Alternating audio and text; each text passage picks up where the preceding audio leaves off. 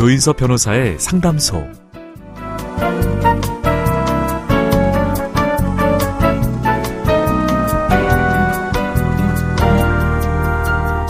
아이언맨, 재력과 힘 모두 다 갖춘 이 영웅에게도 치명적인 약점이 있습니다. 평생 원자로를 가슴에 안고 살아야 한다는 건데요. 다행히 그에게는 연인과 친구들이 있습니다. 누구에게나 약한 모습 한 가지 정도는 있죠. 하지만 내 편이 되어주는 사람도 있습니다. 여러분은 누가 떠오르시나요? 오늘도 당신의 편이 되겠습니다. 조인섭 변호사의 상담소 지금 바로 문을 열겠습니다. 저는 조인섭입니다.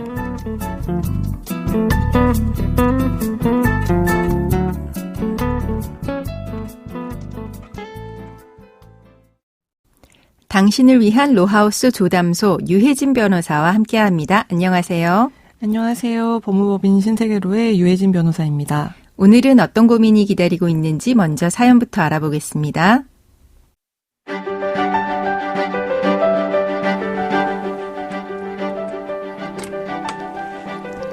저는 결혼정보회사를 통해서 남편을 처음 만났고요. 결혼해서 2 아이를 낳고 살아왔습니다. 남편은 증권회사의 해외 선물팀에서 근무하는데요. 언젠가부터 밤새 미국 주식시장을 봐야 한다면서 늦게 들어오기 시작했습니다. 그러더니 자연스럽게 외박을 했고요. 급기야는 통근하기 힘들다면서 회사 앞에 원룸을 잡더니 아주 집에서 나가버렸습니다. 그렇게 별거가 시작이 됐고 몇 년이 훌쩍 지났습니다. 어느 날 남편이 이혼하자고 하더라고요.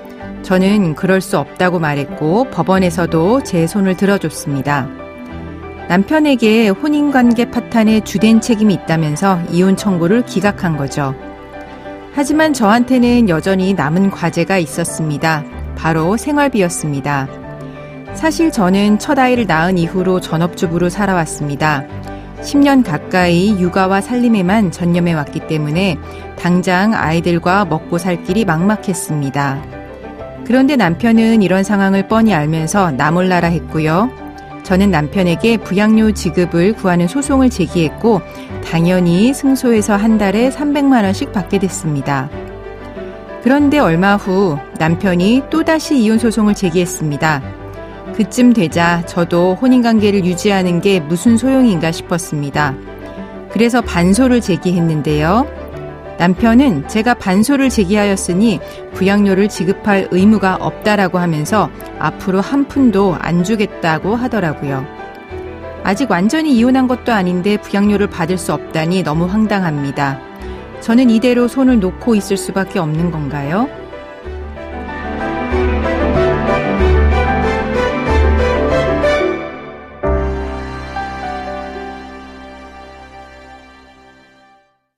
네, 이혼 소송에 이어서 부양료 소송까지 이제 진행이 됐고 현재 사연자분들은 남편의 부양료 지급이 끊길까 봐 좀 걱정하고 계신 상황으로 보입니다. 어쨌거나 부부간에는 상호 부양 의무가 있죠.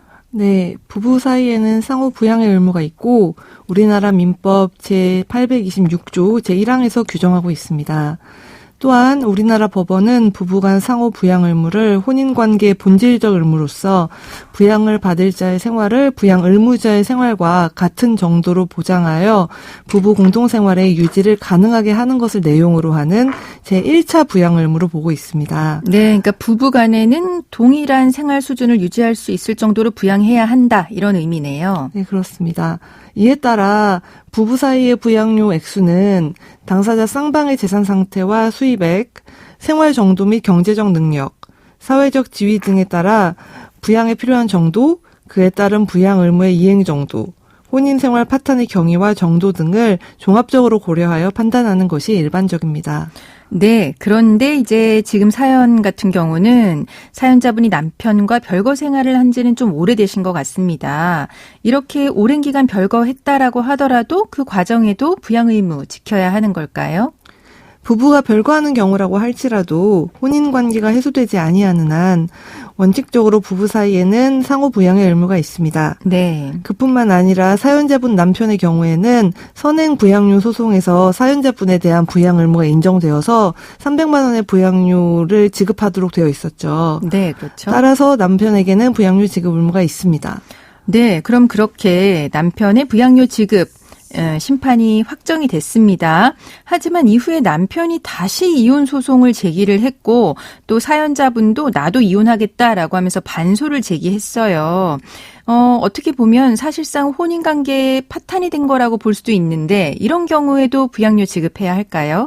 네, 사연자분의 반소 제기로 사실상 사연자분과 상대방 사이에 이혼에 대한 의사 합치가 있었다고 볼 수는 있을 것 같습니다. 네. 그러나 이러한 경우에도 혼인관계 파탄에 대한 책임 유무, 재산 분할에 관한 다툼으로 인해서 민법상 혼인관계 해소만 미뤄졌을 뿐이라고 볼 여지도 있습니다. 아, 그러면 민법상 혼인관계 해소 어떻게 진행되는지 설명해 주세요. 네, 통상 우리가 말하는 이혼이 민법상 혼인관계 해소 방법입니다. 네. 다시 말해 민법상 혼인관계 해소는 혼인이 무효이거나 취소된 때가 아닌 한 협의 또는 재판상 이혼에 의해서 하는 것이 원칙입니다. 네. 그와 같은 이혼의 효력이 발생하지 않으면 여전히 법률상 부부관계가 남아있는 것이고 당사자의 의사에 따라서 언제든지 다시 정상적인 부부관계로 회복될 가능성이 있습니다. 네. 협의 이혼 신고의 수리 전 철회나 반소를 포함한 재판상 이혼 청구의 종국 판결 확정 전에 취하를 하게 되면 사실상 종료된 혼인관계를 다시 유지할 수도 있기 때문입니다. 네, 그러면은 재판상 이혼을 통해서 행사하는 청구권에는 어떤 것들이 있을까요? 재판상 이혼의 경우에는 이혼 위자료 및 재산 분할 등을 구하게 됩니다. 사연자분은 남편의 본소 제기에 대해서 반소를 제기하셨으므로 남편과 사연자분 모두 이혼의 의사가 있으니 법원의 판결을 통해서 혼인관계를 해소하고 혼인 파탄의 책임 및 부부 공동재산의 범위를 따져서 위자료 및 재산 분할 내용을 정해달라는 재판상 청구권을 행사하고 있다고 볼 수 있습니다. 네. 따라서 부양 의무자인 남편의 이혼 등 본소에 대하여 부양 권리자인 사연자분이 이혼 등의 반소를 제기하였다는 사정은 이혼 의사가 합치되었다는 사정에 불과할 뿐이지 여전히 둘 사이에는 혼인 파탄의 책임 및 부부 공동재산의 범위에 관한 분쟁이 남아있기 때문에 혼인이 완전히 회소되었다고 볼 수는 없을 것입니다. 네, 그럼 남편이 본소를 제기하고 사연자분도 반소를 제기를 한 상태라고 하더라도 혼인이 완전히 해소되지는 않았기 때문에 부양료는 받을 수 있다. 이렇게 정리하면 되겠네요. 네. 네. 하지만 이제 배우자가 항상 부양료 받을 수 있는 건 아니죠. 부양료 지급 청구할 수 없는 경우도 있을 것 같은데 그 부분도 설명해 주세요. 네, 배우자 일방이 스스로 정당한 이유 없이 동거를 거부한다면 상대방에게 부양료 지급을 청구할 수는 없습니다. 스스로 부부간 동거 의무를 저버린 자에게 부양료를 지급할 권리까지 인정할 수는 없기 때문입니다. 네. 그러나 그러한 귀책사유 없는 배우자 일방이 상대방에게 부양료의 지급을 청구하는 것은 비록 당사자 쌍방이 이혼 소송을 서로 제기한 경우라고 할지라도 네. 부양료 지급의 요건 및 필요성이 인정되지 않는 특별한 사정이 없는 한 인정되어야 할 것입니다.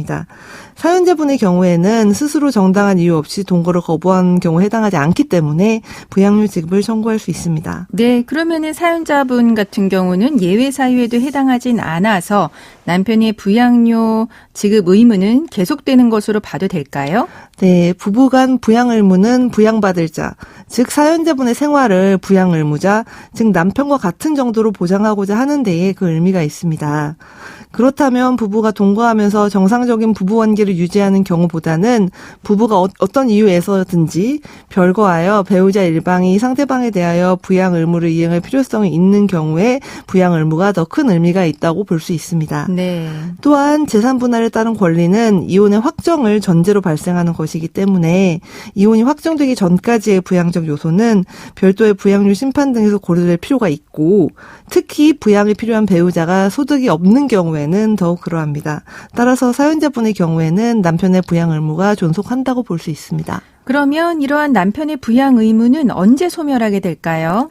혼인이 사실상 파탄되어서 부부가 별거하면서 서로 이혼 소송을 제기하고 있는 경우라고 할지라도 특별한 사정이 없는 한 이혼을 명한 판결의 확정 등으로 법률상 혼인관계가 완전히 회수될 때까지는 부부간 부양 의무가 소멸하지 않는다고 보아야 합니다. 네. 결국 남편의 부양 의무는 남편과 사연자분이 서로 제기한 이혼 소송의 판결이 확정되어 법률상 혼인관계가 해소되면 소멸됩니다. 네, 그럼 지금까지 상담 내용을 정리를 해보자면 부부는 상호 부양 의무가 있고 혼인관계가 유지되는 동안에는 이런 의무가 계속 유지됩니다. 그렇기 때문에 오랜 기간 별거 중일 때도 또 사연자분처럼 이혼소송에 반소를 제기했다고 하더라도 부양 의무는 이어지는 거고요. 다만 부부 한쪽이 정당한 이유 없이 동거를 거부하는 경우에는 부양료 지급을 청구할 수 없는데요. 사연자분은 이런 경우에는 해당하지 않아서 완전히 이혼하기 전까지는 남편에게 부양료를 지급받을 수 있을 것 같다라고 정리를 해주셨습니다. 지금까지 유혜진 변호사와 함께했습니다. 감사합니다.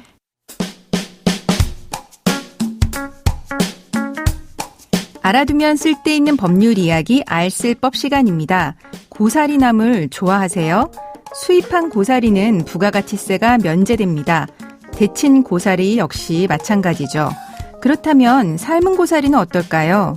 얼마 전 삶은 고사리는 데친 고사리와는 다르게 수입할 때 부가가치세 면제 대상에 해당하지 않는다라는 법원의 판결이 나왔습니다. 데친 것과 삶은 것, 어떤 차이로 그런 판단이 나온 걸까요? 오늘은 수익식품의 부가가치세에 대해서 알아보겠습니다.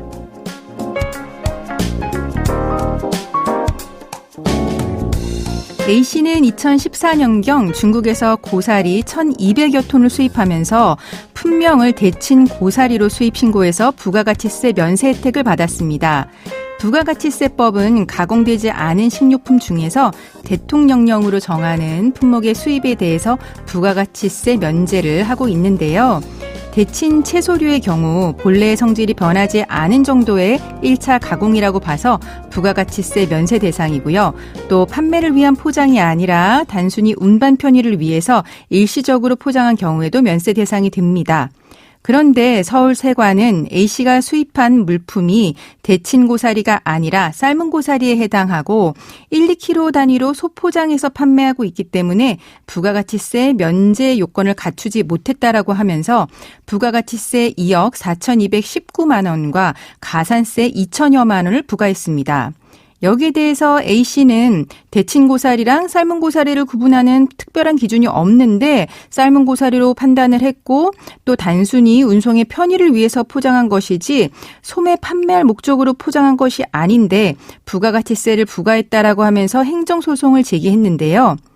여기에 대해서 재판부는 데친 고사리가 아니라 60 내지 80도씨의 물에서 여러 차례 걸쳐서 상당 기간 가열하는 과정을 거친 뒤 보존 살균 처리된 제품이기 때문에 단순히 1차 가공만을 한 데친 채소류에 해당하지 않고 또 수입할 때 포장된 형태 그대로 소비자들한테 판매됐기 때문에 단순히 운반 편의를 위해서 포장된 경우는 아니다라고 하면서 A씨의 주장을 받아주지 않았습니다.